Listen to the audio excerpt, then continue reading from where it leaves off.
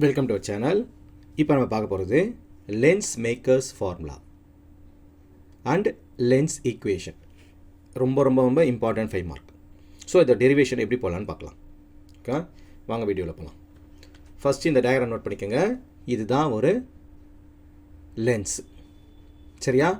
So இந்த லென்ஸில் இந்த பக்கம் ஒரு சர்ஃபேஸ் இருக்குது, இந்த பக்கம் ஒரு சர்ஃபேஸ் இருக்குது. ஸோ நம்மக்கிட்ட 2 சர்ஃபேஸ் இருக்குது. ஸோ சர்ஃபேஸ் 1 ஒன்று இருக்குது, சர்ஃபேஸ் 2 ஒன்று இருக்குது. ஓகேங்களா? அதே மாதிரி ரீஃபைல்டு இண்டெக்ஸ் நம்மக்கிட்ட 2 இருக்குது. N1 ஒன்று இருக்குது, அப்புறம் N2ன்னு ஒன்று இருக்குது. ஸோ ஒரு பக்கம் N1, இந்த பக்கம் N1, இந்த பக்கம் N2. சரியா? இது ரெண்டுமே ஏர் மீடியம். N1 உள்ளே இருக்குல்ல லென்ஸ், அது வந்து N2 லென்ஸ் மீடியம். ஸோ நம்மக்கிட்ட 2 விதமான மீடியம் இருக்குது. ஸோ டயக்ராம் நல்லா புரியுதுங்களா?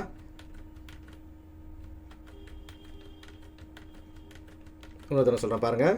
ஸோ இதில் நல்லா மென்ஷன் பண்ணிக்க பாருங்கள். N1 இதுவும் N1, சரிங்களா?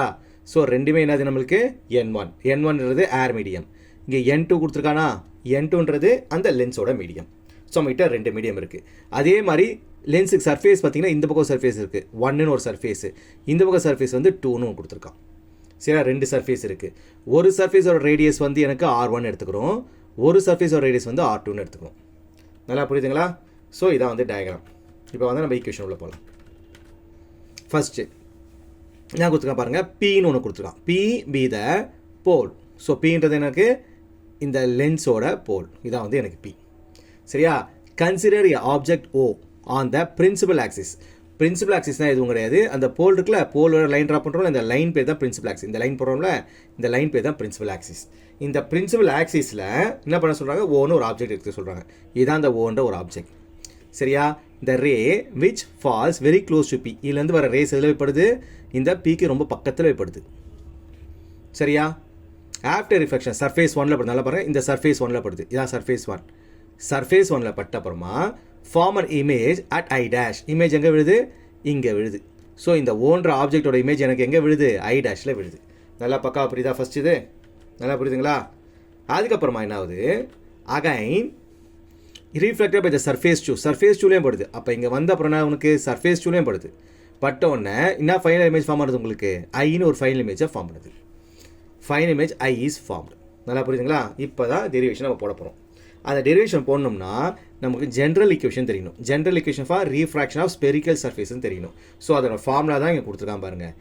N2 பை V, Vனா image distance, minus N1 by U, object distance, equal to N2 minus N1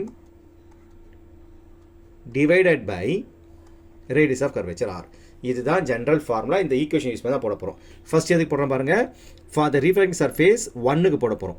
so light எங்கேருந்து ட்ராவல் பண்ணுது, N1லேருந்து எனக்கு N2 ட்ராவல் பண்ணுது. எங்கே ட்ராவல் பண்ணுது, N1லேருந்து N2க்கு ட்ராவல் பண்ணுது. நல்லா புரியுதுங்களா? அப்போ நம்ம என்ன போட போகிறோம் பாருங்கள், இங்கே N2 ஃபார்முலா N2 இருக்கா, N2 பை Vனா இமேஜ் டிஸ்டன்ஸ். ஸோ ஃபஸ்ட்டுக்கு எது இமேஜ், எனக்கு ஐ டேஷ் தான் இமேஜ். கரெக்டாக? ஸோ அதுக்கு நேராக என்ன இருக்குது, எனக்கு V டேஷ் இருக்குது. சரியா? ஐ டேஷ் நேராக என்ன லைன் இருக்குது, எனக்கு V டேஷ். ஸோ V எத்தனை என்ன ஆயிடுச்சு, எனக்கு V டேஷ்னு ஆயிடுச்சு. மைனஸ், சரிங்களா, N1 பை யூனா ஆப்ஜெக்ட் டிஸ்டன்ஸ். ஆப்ஜெக்ட் டிஸ்டன்ஸ் என்னதுக்கு U தான். ஓகேவா? So U equal to N2 minus N1 by ஆர்ன்றது எனக்கு R1. ஃபஸ்ட்டு சர்ஃபேஸ்னால R1. நல்லா புரியுதுங்களா? இது நான் ஒரு ஈக்குவேஷன் வச்சுக்கிறேன், ஈக்குவேஷன் 1. செகண்ட் பாருங்கள், இப்போ ஃபஸ்ட்டு போட்டாச்சா, N2 minus N1 by R இங்கே போட்டுக்கோங்க பாருங்கள். செகண்ட் சர்ஃபேஸ் வச்சு போட சொல்கிறேன். அப்போ லைட் எங்கேருந்து வருதுன்னா N2லேருந்து N1க்கு வருது. எங்கே வருது, N2லேருந்து லென்ஸ்லேருந்து ஏருக்கு வருது. ஃபர்ஸ்ட் வாங்கி போனது ஏர்லேருந்து லென்ஸ் உள்ள போச்சு. இந்த வாட்டி எங்கே வருது, எனக்கு லென்ஸ்லேருந்து ஏருக்கு வெளில வருது. ஸோ அதோட ஈக்குவேஷன் எழுத போகிறேன். ஸோ அப்போ இங்கே N2ன்றது எனக்கு N1ஆக மாறிடும். N1 பை Vனா இமேஜ் ஆப்ஜெக்ட் டிஸ்டன்ஸ். கரெக்டாக? அப்போ இதோட ஆப்ஜெக்ட் என்னது, எனக்கு V தான். எனக்கு இதுதான் வந்து ஆப்ஜெக்ட் ஆக்ட் பண்ணுது. ஐ டேஷ் தான் ஆப்ஜெக்ட் ஆக்ட் பண்ணும். இந்த ஐ தான் எனக்கு இமேஜ். சொல்ல புரியுதுங்களா? ஸோ எனக்கு என்ன வருது, ஃபஸ்ட் இங்கே V டேஷ் வந்துடும். கரெக்டுங்களா? ஸோ அப்போ N1 பை V இமேஜ் வந்து Vன்றது ஐ தான். ஐக்கு நேராக இருக்குது V மைனஸ் N2 பை இங்கே யூன்றது என்னது, எனக்கு ஆப்ஜெக்ட் டிஸ்டன்ஸ். எனக்கு ஆப்ஜெக்ட் ஐ டேஷ் தான். ஸோ ஐ டேஷுக்கு நேராக என்ன வருது, எனக்கு V டேஷ். புரியுதுங்களா? ஈக்குவல் டு நல்லா பாருங்கள், N1 மைனஸ் N2. ஏன்னா இப்போ ரேஸ் எங்கே வருது, எனக்கு மாறி வருது. சொல்ல போகிறீங்களா? ஃபஸ்ட்டு வாட்டி எனக்கு n1லேருந்து n2க்கு வந்துச்சு, செகண்ட் டைம் எங்கே வருது n2லேருந்து n1க்கு வருது. ஸோ இந்த இடத்துல நீங்கள் மாற்றணும். ஸோ இது வந்து R2. நல்லா புரியுதுங்களா? இது ஈக்குவேஷன் 2. புரியுதுங்களா? ஃபஸ்ட்டு கேஸில் ரேஸ் எங்கே வந்துச்சு நம்மளுக்கு n1லேருந்து n2க்கு போச்சு. அதனால் நம்ம இங்கே n2 மைனஸ் n1 யூஸ் பண்ணணும். என்ன யூஸ் பண்ணோம்? n2 minus n1 n2 minus n1 use பண்ணணும். ஏன்னா எங்கேருந்து ரேஸ் வந்துச்சு உங்களுக்கு n1 டு n2க்கு வந்துச்சு, n1லேருந்து n2க்கு வந்துச்சு. அதான் இதை யூஸ் பண்ணணும். சொல்ல புரியுதுங்களா? அதே செகண்ட் டைம் நம்ம யூஸ் பண்ண போகிறேன். எங்கேருந்து வருது ரேஸ் நம்மளுக்கு? லென்ஸ்லேருந்து வருது அந்த ரேஸு. எங்கேருந்து வருது ரேஸு? லென்ஸ்லேருந்து வருது. n2லேருந்து n1க்கு வருது. n2லேருந்து எதுக்கு வருது? n1க்கு. அதனால நம்ம எங்கே போடுறோம்? இங்கே n1 மைனஸ் n2ன்னு மாற்றி போடுறோம். ஸோ இதை நீங்கள் கவனிக்கலைன்னா உங்களுக்கு டெரிவேஷன் தப்பாகிடும். சொல்ல புரியுதுங்களா? ஸோ இதை நல்லா நோட் பண்ணிக்கோங்க. இப்போ 1 2 ஆட் பண்ண போகிறோம். ஸோ 1 + 2. ஸோ இதை ரெண்டுத்தையும் ஆட் பண்ண போகிறோம். ஆட் பண்ணால் இது ரெண்டு கட் ஆகிடுமா?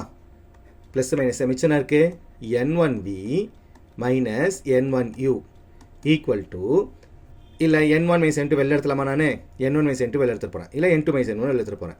n2 மைனஸ் n1 நான் வெளில எடுத்துகிறேன்ப்பா. வெளில எடுத்துட்டேன்னா மிச்சம் இருக்க 1/r1 இருக்குமா? So 1/r1. இதில் எனக்கு n1 மைனஸ் n2 தான் இருக்குங்க. நான் வெளில எடுத்து என்னது எனக்கு n2 மைனஸ் n1. ஸோ இங்கே ஒரு மைனஸ் எனக்கு வந்துடும் 1/r2. நல்லா புரியுதுங்களா? ஓகேவா? ஸோ எல்லாத்தையும் n1ல டிவைட் பண்ண போகிறேன். Divide by n1. இப்போ 1/v minus 1/u equal to n2 minus n1 minus n1 minus n1 obviously ஒன்றா மாறிட போகுது. ஓகேங்களா? 1/r1 minus 1/r2. நல்லா புரியுதுங்களா? ஸோ மிச்சம் இருக்குது எனக்கு 1/v minus 1/u equal to n2 minus n1 minus 1 1/r1 minus 1/r2. இதான் என்கிட்ட இருக்குது. இப்போ ஆப்ஜெக்டை எங்கே வச்சுருக்கோம்? இஃப் ஆப்ஜெக்ட் இஸ் இன்ஃபினிட்டியில் வச்சோம்னா இமேஜ் எங்கே விடுமா? ஃபோக்கஸில் விடுமா? ஸோ அப்போ யூன்றது எனக்கு இன்ஃபினிட்டி, வின்றது எனக்கு எஃப். ஸோ அந்த விஎத்தில் என்ன போடுறேன்? நான் எஃப்னு போடுறேன்.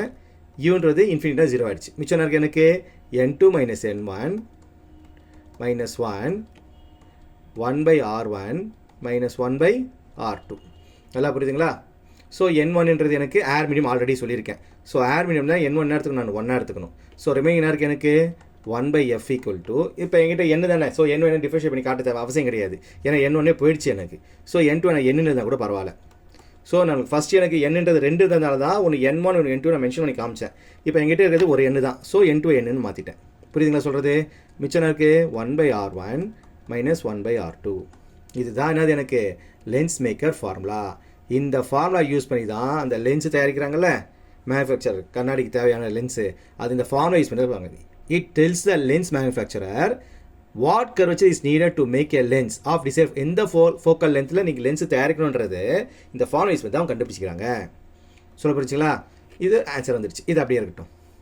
ஏற்கனவே நம்ம ஒரு ஆன்சர் கண்டுபிடிச்சிக்கலாம், ரெண்டு ஈக்குவலிங் பண்ண போகிறோம். சொல்ல புரியுதுங்களா? நம்ம ரெண்டு ஈக்குவலிங் பண்ண என்ன வருது? இங்கே 1/f இருக்கா? இந்த இது பார்க்க ஒரே மாதிரி இருக்கா? இது n2க்கு என்ன கொடுக்கும்? n1 தானே கொடுக்க போகிறேன். இந்த ஈக்குவேஷனில் ப்ளூ கலர் போட்டு காட்டுற பாருங்க. இந்த ஈக்குவேஷனில் n2னால எனக்கு n தான் கரெக்டாக, n1ன்றது 1 தான். ஸோ மிச்சம் இருக்குது 1/r1 மைனஸ் 1/r2ன்னு இருக்குது.